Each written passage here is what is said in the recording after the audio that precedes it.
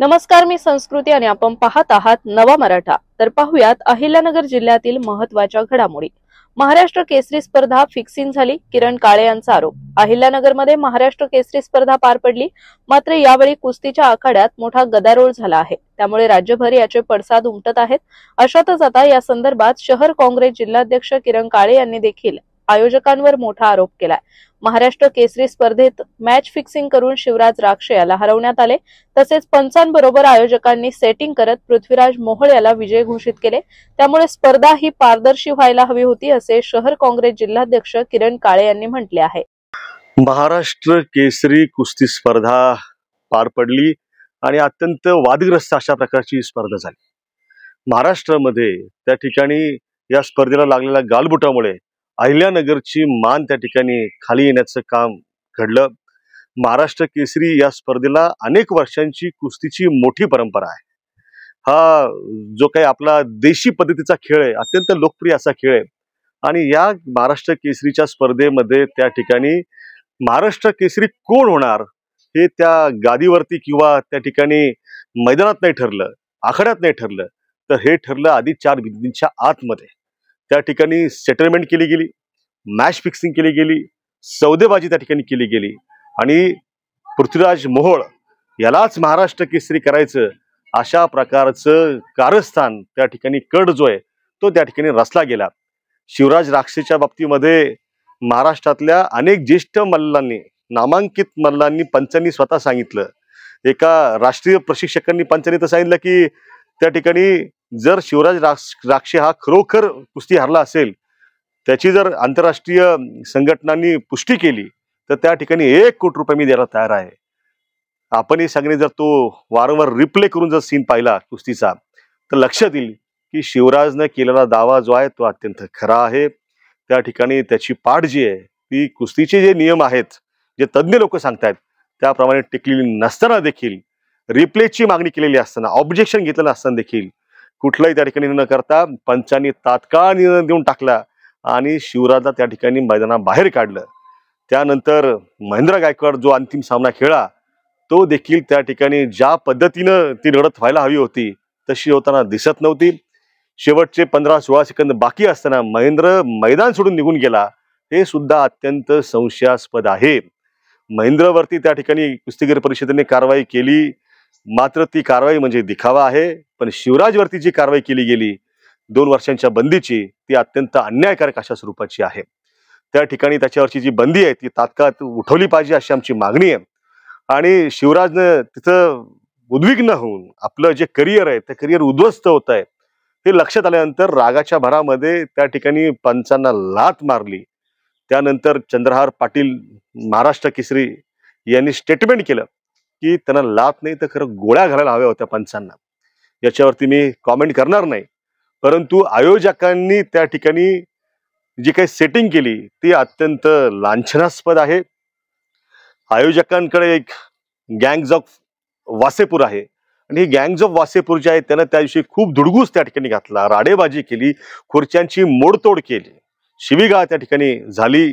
अत्यंत law and ऑर्डरची त्या ठिकाणी परिस्थिती निर्माण झाली होती। व्यासपीठावरती उपमुख्यमंत्री, पालकमंत्री, त्याचबरोबर क्रीडा मंत्री, केंद्रीय मंत्री, जिल्ह्याचं संबंध प्रशासन त्या ठिकाणी असताना सुद्धा अशा प्रकारे तोडफोड, राडेबाजी होते। गँग्स ऑफ वासेपूर ते त्या ठिकाणी कृत्य करते।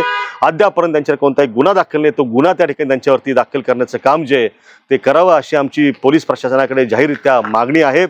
आणि अहिल्यानगरचं नाव अनेक वेळा अशा पद्धतीनं बदनाम करण्याचा प्रकार जो सातत्यानं झालेला आहे, कुठेतरी ही उंची नगरची कमी त्यातनं होतीये। आम्ही सुद्धा त्या ठिकाणी किरण काळे फाउंडेशनच्या माध्यमातून छत्रपती शिवराय कुस्ती स्पर्धांचं आयोजन केलं, मात्र या स्पर्धा ज्या त्या स्पर्धा अत्यंत निकोप वातावरणामध्ये पारदर्शीरित्या झाल्या। बक्षिसं जी आहेत ती त्या ठिकाणी इन कॅमेरा दिली गेली, कुठेही कोणाची फसवणूक मल्लांची केली गेली नाही असाही आरोप त्या ठिकाणी ऐकायला येतोय की मल्लांना जी बक्षिसं देण्याचं कबूल केलं होतं ती बक्षिसं सुद्धा त्यांना ज्याप्रमाणे सांगितलं त्याप्रमाणे दिली गेलेली नाहीत। त्यामुळे कुस्तीचं वातावरण महाराष्ट्रामध्ये अशा पद्धतीनं गालबोट लावून खराब करणाऱ्यांचा या ठिकाणी आम्ही तीव्र शब्दामध्ये निषेध करतो आणि तमाम महाराष्ट्रवासियांच्या कुस्तीप्रेमींच्या मनातला खरा महाराष्ट्र केसरी जो आहे तो म्हणजे शिवराज राक्षे आहे। आम्ही शिवराज राक्षेच्या पाठीशी आहोत। अहिल्यानगर शहरातील नगर अर्बन बँक कायमच चर्चेत असते. अशातच आता ज्या नागरिकांच्या या बँकेत ठेवी आहेत अशा नागरिकांसाठी एक दिलासादायक बातमी आहे. नगर अर्बन बँकेतील ठेवीदारांच्या ठेवी परत देण्याच्या प्रक्रियेला गती येणार असून साधारणपणे मार्च महिन्यात 110 कोटी रुपयांचे वाटप होण्याचे संकेत आहे. यात 5 लाखांच्या पुढे ठेवी असणाऱ्या ठेवीदारांना ठेवींच्या 50% प्रमाणात रक्कम मिळण्याची शक्यता असल्याची माहिती बँक बचाव कृती समितीच्या वतीने पत्रकार परिषदेत देण्यात आली. तर पाहुयात या संदर्भात सविस्तर माहिती. आज या ठिकाणी नगर अर्बन बँक बचाव समिती जी गेल्या 10 वर्षापासून नगर अर्बन बँकेच्या सभासद ठेवीदारांसाठी लढा देत आहे, त्यांच्या दृष्टीने आज एक खूप आनंदाचा दिवस म्हटला जाईल अशा पद्धतीची घोषणा करण्यासाठी आज तुम्हाला पत्रकार बंधूंना बोलवलं होतं. या ठिकाणी 2 दिवसापूर्वी आपल्या जिल्ह्याचे पालकमंत्री, जिल्हाधिकारी व जिल्हा पोलीस अधीक्षक साहेब आणि बँकेचे व्यावसायिक व आम्ही बँक बचाव व ठेवीदार यांची संयुक्त बैठक झाली. त्या बैठकीत व्यावसायिकांनी दिलेल्या माहितीप्रमाणे बँकेचे जे 5 लाखाच्या आतले ठेवीदार होते त्यांना DIGC मार्फत म्हणजे विमा कंपनी मार्फत 379 कोटी रुपयांचं वाटप झालं आणि जे DIGC ने पैशाचं वाटप केलं ते बँकेने त्याची परतफेड सुद्धा केली. ही सर्वात महत्वाची गोष्ट आहे, कारण जोपर्यंत DIGCचा पैसा परत जात नाही तोपर्यंत इतर ठेवीदारांना पैसे देता येत नाही. आता DIGCचे 379 कोटी रुपये बँकेने दिल्यामुळे आता बँकेकडे जी गव्हर्नमेंट सिक्युरिटीमध्ये गुंतवणूक आहे 163 कोटी रुपयांची, त्यामध्ये काही तरतुदी वगळून 110 कोटी रुपये ठेवीदारांना वाटण्यासाठी म्हणजे 5 लाखाच्या पुढचे जे ठेवीदार आहेत त्यांना वाटण्यासाठी उपलब्ध आहे बँकेकडे. त्यासाठी जे DIGCची NOC ना हरकत दाखला लागतो तो दाखला आपल्याला लवकरच मिळणार आहे, कारण आपण DIGCचे पैसे पूर्ण परतफेड केले. याच्यासाठी वसुली चांगली व्हावी म्हणून बँक बचाव समिती असेल, ठेवीदार असेल यांनी वेळोवेळी आम्ही पोलीस अधीक्षक साहेब असतील समक्ष भेटी घेतल्या, आंदोलने केले, गुन्हे दाखल केले. गुन्हे दाखल करून काही मोठ्या मोठ्या कर्जदारांना अटक करायला लावली. त्या अटकेतनं त्या जे कर्जदार गेली 10 वर्षात 1 रुपया भरत नव्हते त्यांनी 1 महिन्यामध्ये 10 कोटी रुपये भरले. तर अशा या आपल्या प्रयत्नांमुळे चांगली वसुली होऊन आज जी आपण परिस्थिती पाहतोय की DIGCचे पूर्ण 379 कोटी रुपयांची आपण परतफेड केली आहे. 110 कोटी रुपये आपल्याला वाटपाला उपलब्ध झालेले आहेत. आता राहिला प्रश्न 110 कोटींचा. त्यासाठी सुद्धा आम्ही मग ही बैठक जी बोलवली होती त्यासाठीच बोलवली आणि त्या ठिकाणी पालकमंत्र्यांनी ते विषय गांभीर्याने घेऊन तातडीने पोलीस डिपार्टमेंटचा एक वरिष्ठ अधिकारी, कलेक्टर कचेरीमधील वरिष्ठ अधिकारी आणि बँकेचे एक अधिकारी मिळून 3 सदस्यीय समिती नेमली आणि त्यांना या फेब्रुवारी एंड पर्यंतच रिझल्ट द्यायला केली की ज्या प्रॉपर्टी आहेत कर्जदारांच्या त्या ताबडतोब जप्त करून त्याची लिलाव करून हे जे काही 100 कोटीची रिक्वायरमेंट 110 कोटीची पहिल्या टप्प्यात रिक्वायरमेंट आहे ती पूर्ण करायची. आणि यासाठी बँकेचं जवळजवळ 900 कोटींचं येणं बाकी आहे आज कर्जदारांकडे. म्हणजे तुम्ही परिस्थिती लक्षात घ्या किती चांगली आहे. 900 कोटी रुपयाचं येणं आहे आणि देणं फक्त 110 कोटी रुपयाचं राहिलेलं आहे. बाकीच्या तरतुदी जे आहेत कर्मचाऱ्यांना कॉम्पेन्सेशन वगैरे द्यायचे त्याची ऑलरेडी प्रोव्हिजन होत आहे. तर अशा पद्धतीने जे बँक बचाव समितीने जो लढा चालू केला होता, पहिला बँक वाचवायचा प्रयत्न केला आपण, परंतु तेच संचालक पुन्हा बँकेत सत्तेवर आले, त्यांनी पुन्हा भ्रष्टाचार केला. त्यामुळे रिझर्व्ह बँकेने शेवटी बँकेचं लायसन रद्द केलं. परंतु आता आपण पहिल्या टप्प्यामध्ये ठेवीदारांना पैसे देण्याचा लढा लढतोय. त्यानंतर ही बँक पुन्हा कशी चालू होईल या दृष्टीने आम्ही आता नियोजन करत आहोत. त्याचे काही तांत्रिक बाबी आहेत, त्याच्या काही गोष्टी आहेत त्या पूर्ण करू, सरकारशी विनंती करू आणि त्याप्रमाणे पुढची लढाई आमची ही बँक चालू करण्याची राहील. हो, याबाबत सुद्धा आपला पाठपुरावा कायदेशीर मार्गाने चालू आहे. त्यांचे ते जामिनासाठी येतात, अटकपूर्व जामिनासाठी त्यांना जामीन आपण मिळवून देत नाहीत. आमचे अच्युतराव पिंगळे आहेत, या ठिकाणी इनामाबादला त्यांनी जवळपास 38 केसेस लढलेल्या आहेत या ठिकाणी बँक बचाव समितीच्या माध्यमातून आणि त्याच्यामध्ये बऱ्यापैकी यश आले म्हणून चांगली वसुली झाली. राहिलेल्या कर्जदारांना सुद्धा आमची इच्छा नाही कोणाला अटक करावी, कोणावर कुठली कारवाई होईल. तुम्ही जे बँकेचे आणि ठेवीदारांचे पैसे घेतले ते परत करा, नाहीतर मग कायद्याचं काम करील. जो काही त्रास होईल त्याला ते लोक जबाबदार राहतील. हे आपल्या माध्यमातून हे आव्हान मी करतो. आता राजा भाऊच्याकडे. नगर अर्बन बँकेसारख्या बँकेच्या ठेवीदारांचे पैसे मिळण्यासाठी ज्या गैरपद्धतीने कर्ज वाटप व भ्रष्टाचार झालेल्या त्या वसुलीसाठी बँक बचाव समिती काम करीत आलेली आहे. प्रामाणिकपणे आम्ही सर्वजण मिळून काम करीत आहोत आणि म्हणूनच आतापर्यंत ही वसुली झालेली आहे आणि ती वाटप झालेली. आता राहिलेली वसुली होण्याकरता प्रशासकीय मदत ही अत्यंत महत्वाची आहे आणि त्यासाठी वारंवार प्रयत्न केल्यानंतर माननीय आमदार राधाकृष्णजी विखे पाटील यांनी आम्हाला मोलाची मदत केली. विखे पाटलांनी स्वतः इंटरेस्ट घेऊन जिल्हाधिकारी कार्यालयामध्ये आमची मीटिंग बोलवली आणि त्या सभेमध्ये माननीय जिल्हाधिकारी, माननीय पोलीस अधीक्षक आणि बँकेचे प्रशासन आणि RDC साहेब या सगळ्यांची एक कमिटी नेमली. त्या ठिकाणी आम्ही आमच्या व्यथा मांडल्या. व्यथा याच की ह्या सर्व कार्यवाही करण्यासाठी जी महसूल खात्याची आम्हाला मदत पाहिजे. आता जिल्ह्याचे जिल्हाधिकारी हे सगळ्यात प्रमुख असतात. त्यांनी जर मनापासून खात्यातील सर्व खालच्या तलाठ्यापर्यंत आदेश दिले तर सर्व प्रॉपर्ट्या ज्या मॉर्गेज घेतलेल्या आहेत त्या मॉर्गेज घेतलेल्या प्रॉपर्ट्याला नाव लावलं जाईल आणि त्यामुळे त्या प्रॉपर्टीची विक्री दुसरीकडे होणार नाही आणि हे भ्रष्टाचारी मार्गाने कर्ज घेतलेल्या लोकांच्या प्रॉपर्ट्या मॉर्गेज तारण घेतलेल्या या ताब्यात येतील. त्याची विक्री प्रक्रिया करण्यासाठी महसूल खात्याकडून जी आम्हाला पार मंत्रालयापर्यंत जाऊन बँकेला परवानगी घ्यावी लागते ती पूर्ण होईल आणि कुठंतरी वचक बसल. परंतु तो बसला गेलेला नाही. त्यामुळे आम्ही त्या मीटिंगमध्ये स्पष्टपणे सांगितलं की जिल्हाधिकारी आणि त्यांचे महसूल खात्याचे पार तलाट्यापर्यंत सगळ्यांनी आम्हाला या खात्यासाठी मदत करावी. आणि दुसरं पोलीस अधीक्षक साहेबांना त्यांनी स्पष्टपणे आदेश दिले की जे कोणी तपास अधिकारी आहेत त्यांना सांगा आणि हे जे काही आरोपी गावात फिरतायत दिसतायत त्यांच्यावर कारवाई करा. ती कारवाई केली की जे कर्जदार लोक आहेत ते ताबडतोब पैसे भरतील, फुल ना फुलाची पाकळी गोळा होईल आणि पैसे आल्यावर बँकेच्या प्रशासकाला पैसे वाटता येतील. शेवटी बँकेचे पैसे वाटप करायला रिझर्व्ह बँकेने जरी लायसन्स कॅन्सल केलेलं असेल पण सेंट्रल रजिस्ट्रार ही जी कायद्यातील तरतूद आहे त्यांची परवानगी घेणं आणि त्या परवानगीनुसार त्या प्रशासकाला काम करावं लागतं. सगळ्यात महत्वाचं आतापर्यंत या बँकेला जे प्रशासक श्री गणेशजी गायकवाड लाभलेले आहेत हे अत्यंत चांगले अधिकारी आहेत, नॉन करप्ट आहेत आणि स्वतः वेळ देऊन काम करतात. आम्ही तर सेंट्रल रजिस्ट्रारकडे मागणी केलेली आहे यांना फुल टाइम आठवड्याभराची ड्युटी इकडंच देत जा. त्या प्रशासक साहेबाकडे आणखीन 2-3 चार्ज असल्यामुळे त्यांना तिकडे लक्ष द्यावं लागतं. आणि ह्या सर्व लढाईमध्ये आमच्या बरोबर श्री अच्युतराव पिंगळे आहेत, ते स्वतः यामध्ये मरतात आणि बाकीचे जे आमचे सहकारी मित्र आहेत कुलकर्णी साहेब, दुसरे कुलकर्णी आणि हे जे ठेवीदार ते सुद्धा आहेत. परंतु आमचा प्रयत्न शेवटपर्यंत हाच राहील की कुठल्याही परिस्थितीत 10-20 प्रॉपर्ट्या जप्त करून विक्री केल्या याचा जरब बसल आणि पैसे वसूल होईल आणि इथून पुढे विधाननगर जिल्ह्यामध्ये आणि महाराष्ट्रामध्ये अशा पद्धतीने आर्थिक संस्थांमध्ये भ्रष्टाचार करण्याचा कोणीही धाडस करणार नाही. दुसऱ्या संस्थांचं आज आम्हाला उदाहरण द्यायचं नाही, फक्त अर्बन बँकेतच का उदाहरण द्यायचं आहे कारण की आदरणीय सोहलालजी गुंदेचांनी जी प्रेस कॉन्फरन्स घेतलेली होती त्याच्यानंतरच लगेच मला प्रेस कॉन्फरन्स त्यांना घ्यायला लावू नका असं सांगण्यासाठी माननीय स्वर्गीय खासदार दिलीप गांधी यांनी बँकेत बोलवलं होतं आणि सांगितलं होतं कसंही करून सोहलालजींना सांग ते तुझं ऐकतात आणि प्रेस कॉन्फरन्स घेऊ नका, आपण प्रयत्न करू. परंतु सोहलालजी सारख्या व्यक्तींनी इतक्या स्वच्छपणे बँकेत कारभार केलेला होता तो स्पष्टपणे मांडला आणि सांगितलं.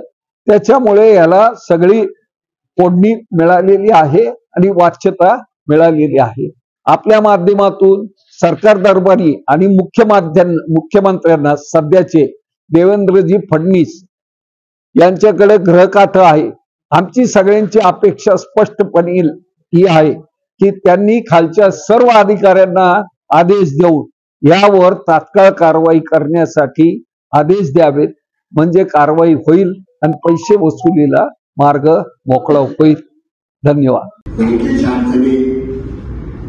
फेब्रुवारी 2025 पर्यंत सोडवण्याच्या संदर्भात त्यांनी निर्देश दिलेले आहेत. सविस्तर माहिती आपल्याकडे देण्याकरता समितीचे माननीय अध्यक्ष राजेंद्रजी गांधी साहेब, माननीय राजेंद्र चोपडा आणि पाचारण करीत आहोत केलेला आहे आणि आपल्यासमोर अधिक खुलासेवार या प्रकरणामध्ये चर्चा करण्याकरता आपल्याला या ठिकाणी आम्ही पाचारण केलेलं आहे. यानंतरचा पुढील कार्यभार समितीचे माननीय अध्यक्ष ते या ठिकाणी करतील आणि पुढचा भाग आणि त्या दिवशीपासून जी लढाई संघर्ष सुरू झाला की बँक वाचवायला त्यावेळेस प्रथम प्राधान्य.